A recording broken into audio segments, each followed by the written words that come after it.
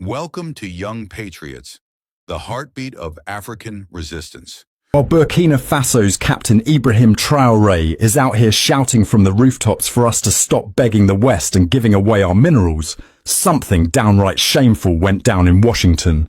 U.S. President Donald Trump rolled out the red carpet for a 3-day summit with leaders from Gabon, Guinea-Bissau, Liberia, Mauritania, and Senegal, small nations with big resources. The White House called it an incredible commercial opportunity, and let me tell you, they weren't shy about eyeing our continent's wealth. But what really got my blood boiling? When these leaders got their chance to speak, they didn't stand tall for Africa. They practically begged Trump to come mine our land. Gabon's Brice Clotaire Oligui Nguema was first up, waving around his country's manganese, uranium and oil like a market vendor. "We're not poor. We just need partners," he said, as if Gabon can't figure out how to process its own resources. Senegal's Bassirou Diomaye Faye had the nerve to not only pitch phosphates but also invite Trump to build a golf course in Dakar. A golf course! Can you imagine? Mauritania's Mohamed Ould Ghazouani started listing uranium and lithium, but Trump cut him off like he was late for a photo op. Liberia's Joseph Boakai, whose country has deep US ties, reduced his speech to a pitch for iron ore.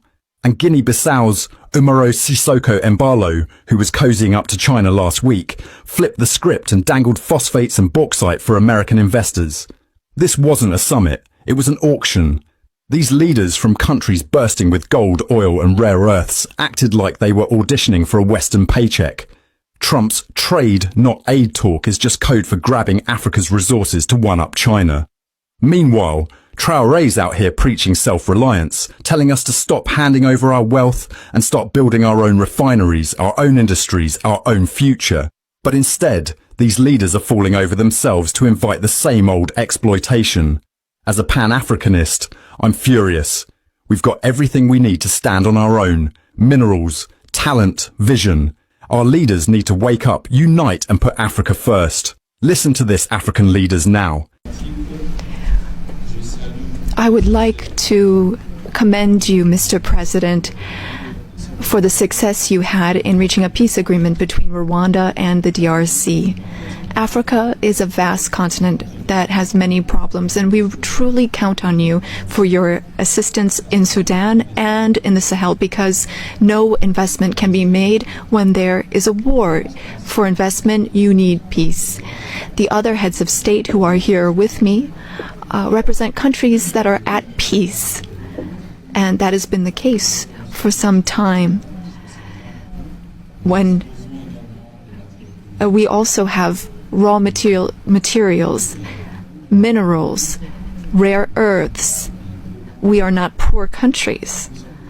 We are rich countries when it comes to raw materials, but we need partners to support us and help us develop those resources with win-win partnerships. That is our wish. I often listen to your remarks and speeches, Mr. President. We also want our raw materials to be processed locally in our country so that we can create value and to create jobs for youth so that they stop dying. They are crossing the sea, the ocean, to go to other countries. That is what we want, to have local processing of raw materials. Gabon is a rich country. We have over 2 million inhabitants and a great deal of diversity, raw materials, oil and gas reserves, and we would like those resources to be tapped using an economic model that fits. Since our liberation, we have changed how we do trade. We have focused on transparency and bids for anyone who wants to come invest in our country. If you follow the news, we have also worked on agreements with the European Union, and we wanted to review those because we didn't think that those were win-win opportunities. So our market is open. We want to process manganese locally which you purchase through a company called Aramet.